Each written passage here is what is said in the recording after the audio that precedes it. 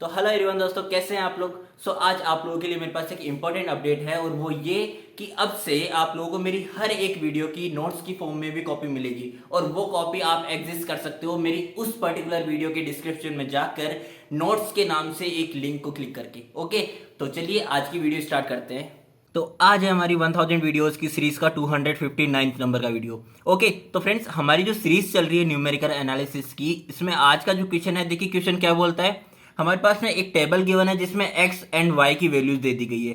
तो x के corresponding हमारे पास में y की डिफरेंट वैल्यूज अवेलेबल है। ओके, इट मीन्स यहाँ पे अगर x इज इक्वल टू 0 है तो मेरे पास में y इज इक्वल टू 0 आएगा, x इज इक्वल टू 5 है तो y इज इक्वल टू ये आएगा, और इस तरह से हमारे पास में 25 तक वैल्यूज है। ओके, अब यहाँ पे हमारे पास में डिटरमाइन करना है y की वैल्यू को जब हमारे पास x इज इक्वल टू क्या होगा, 4 होगा। ठीक है, अब यहाँ पे 4 देखो 0 एंड 5 के बीच में एग्जिस्ट करता है कि नहीं करता, करता है ना। ठीक है, सो फर्स्ट ऑफ ऑल तो इस टाइप के क्वेश्चंस में फर्स्ट स्टेप हमारा क्या होगा। देखिए पहली बात तो यहाँ पे हम किसी भी मेथड को अप्लाई कर रहे हो, हमारे पास में डिफरेंसेस की जो टेबल है वो डिफरेंसेस की टेबल सेम बनेगी। और वो टेबल कैसे होगी, देखिए हम स्टेप 1 में टेबल कैसे बनाएंगे उसी की बात करेंगे। Okay, so first of all construct the differences table. अब यहाँ पे देखिए हमारे पास में एक्स के करस्पॉन्डिंग जो वाई की डिफरेंट वैल्यूज दे दी गई थी वो वैल्यूज मैंने एज इट इज यहाँ पे लिख दी है। ठीक है, अब यहाँ पे फर्स्ट ऑफ ऑल ये चीज देखिए कि यहाँ पे हमारे पास में जो फर्स्ट डिफरेंसेस के लिए वैल्यूज आएगी वो वैल्यूज किस तरह से आएगी। जो नीचे वाली वैल्यू है इसमें से हम जब ऊपर वाली वैल्यू को माइनस करेंगे तो जो हमारे पास में रिजल्टेंट वैल्यू आएगी वो इन दोनों के बीच में लिखनी है। एज इट इज नीचे वाली में से ऊपर वाली माइनस की वैल्यू को, तो मेरे पास में जो वैल्यू आई उसको हमने इनके बीच में लिखा है। ठीक है, तो यहाँ पे भी मैंने इस तरह से जब इन सभी के लिए फर्स्ट डिफरेंसेस निकाला तो मेरे पास में ये टेबल कंस्ट्रक्ट हो गई फर्स्ट डिफरेंसेस की। अब हम बात करेंगे सेकंड डिफरेंसेस के कॉलम की। तो सेकंड डिफरेंसेस में भी हमें सेम उसी तरह से जैसे कि हमें फर्स्ट डिफरेंस निकाला, नीचे वाली में से ऊपर वाली को माइनस करेंगे तो फर्स्ट वैल्यू आई उसको हमने इन दोनों के बीच में लिख दिया। एज इट इज यहाँ से हमने माइनस किया तो ये आया, यहाँ से ये आया, यहाँ से ये आया, ये हमारे पास में आ गया सेकंड डिफरेंस के लिए। अब हमें ये डिफरेंसेस के लिए वैल्यूज, ये कॉलम्स तब तक बनाते जाना है जब तक कि हमारे पास में सिंगल वैल्यू ना रह जाए। ठीक है, सो देखो यहाँ से सेकंड से थर्ड पे आए एंड देन थर्ड से फोर्थ पे आए। फोर्थ पे मेरे पास में 2 वैल्यूज रह गई थी एंड देन फोर्थ से फिफ्थ डिफरेंसेस की जो मैंने कॉलम बनाया उसमें मेरे पास में फाइनली 1 वैल्यू रह गई है। ठीक है, तो यहाँ से मेरे पास में अब ये कंस्ट्रक्शन जो है टेबल का ये कंप्लीट हो चुका है। अब यहाँ से आपको जो ऑब्जर्वेशन करना है वो ऑब्जर्वेशन क्या करना है कि हमारे पास में जो x की वैल्यूज दे दी गई है, ये x की वैल्यूज के बीच में जो डिफरेंसेस है वो डिफरेंसेस फाइनाइट है या फिर अनइक्वल है। यानी कि यहाँ पे 0 से 5 के बीच में 5 का डिफरेंस है, एज इट इज यहाँ पे भी 5 का डिफरेंस है, 5 5 5 का डिफरेंस है सभी में। ठीक है, तो यहाँ से हमारे पास में जो फर्स्ट ऑब्जर्वेशन होती है कि अगर हमारे पास फाइनाइट डिफरेंसेस है एक्स की वैल्यूज के बीच में, तो फाइनाइट डिफरेंसेस के लिए इस क्वेश्चन को सॉल्व करने के लिए हमारे पास में पॉसिबल मेथड्स क्या क्या हो सकते हैं। ठीक है, तो देखिए मैंने लास्ट में जो हमने 3 से 4 वीडियोज अब तक डिस्कस करी है न्यूमेरिकल एनालिसिस में, उसमें हमने डिस्कस किया था Newton forward, Newton backward, Stirling central differences and Bessel's method. ठीक है, और ये सभी मेथड्स हमारे पास में फाइनाइट डिफरेंसेस के लिए एप्लीकेबल होते हैं। ओके, इतनी बात सही है।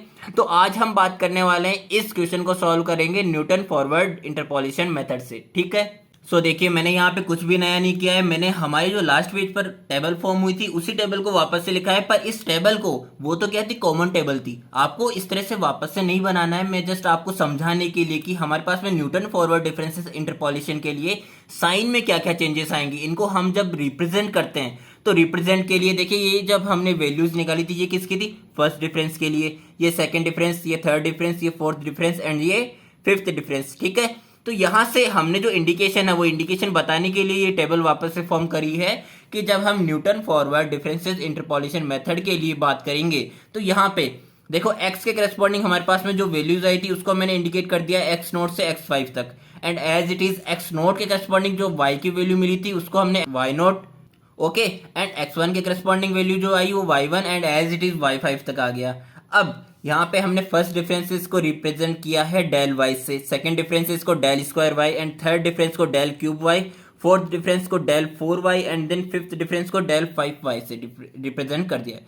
ओके, तो यहाँ से देखिए हमारे पास में 0 और 5 के बीच में एग्जिस्ट कौन कर रहा है, 4 कर रहा है। ठीक है, तो यहाँ से इन दोनों के बीच में जब हमारी वैल्यू एग्जिस्ट करनी है तो हम जब फॉर्मूले के लिए वैल्यूज लेंगे तो यहाँ से सीधी हमें नीचे उतरनी है, इस तरह से वैल्यूज आएगी हमारी। अब ये नीचे किस तरह से उतरनी है ये मैं बताऊंगा जब मैं फॉर्मूला बता दूंगा, ठीक है। तो पहले आ जाओ फॉर्मूले की बात करते हैं एंड देन वापस से आएंगे टेबल पे।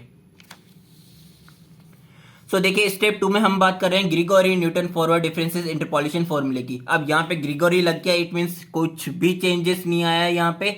हमारे पास में जो न्यूटन फॉरवर्ड डिफरेंसेस इंटरपोलेशन का मेथड होता है उसी को कहते हैं Gregory Newton forward differences interpolation formula या मेथड, ठीक है।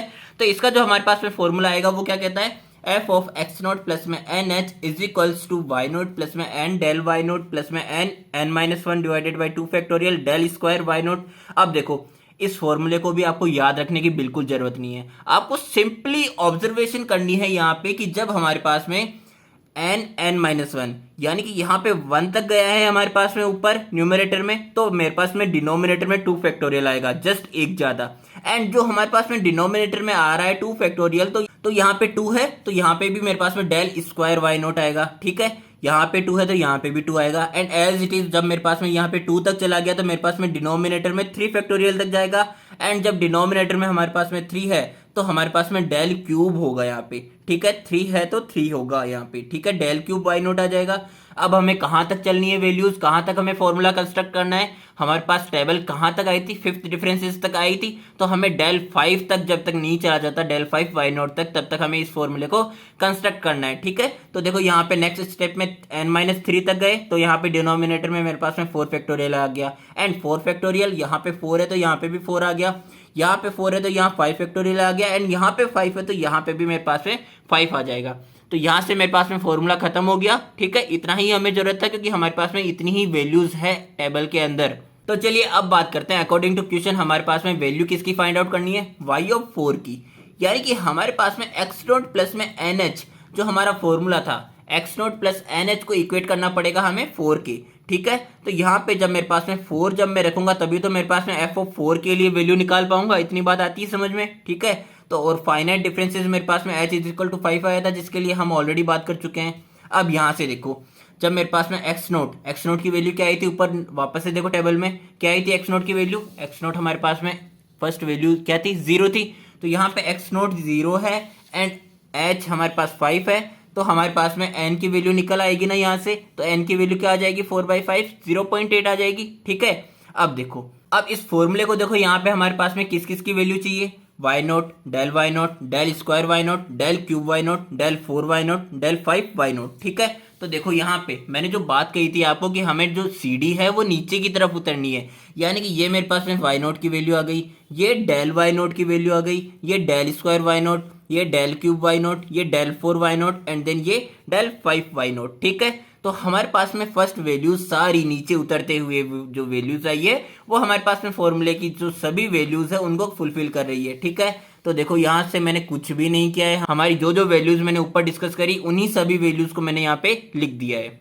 सो फाइनली अभी हमें कुछ नहीं करना है, हमारा जो फॉर्मूला था इस फॉर्मूले में इन सभी वैल्यूज को यहाँ पे पुट कर देना है, ओके। तो F of 4 is equal to मेरे पास में देखिए इन सभी वैल्यूज को मैंने यहाँ पे फाइनली पुट कर दिया है जो कि आप देख सकते हो, ठीक है। तो देखो यहाँ से जब हम इसको फाइनली सिंप्लीफाई कर देंगे तो मेरे पास में जो निकल के आएगी वैल्यू वो निकल के आ जाएगी 0.0695 या फिर कह लीजिए एफ ऑफ 4। यानी कि जब हमारे पास x इज इक्वल टू 4 होगा तब मेरे पास में y की जो वैल्यू आएगी वो y की वैल्यू आ जाएगी 0.0695, ठीक है। तो ये है हमारे आज के Newton forward differences interpolation method का आंसर। मिलते हैं हमारे नेक्स्ट वीडियो में। थैंक यू सो मच देखने के लिए।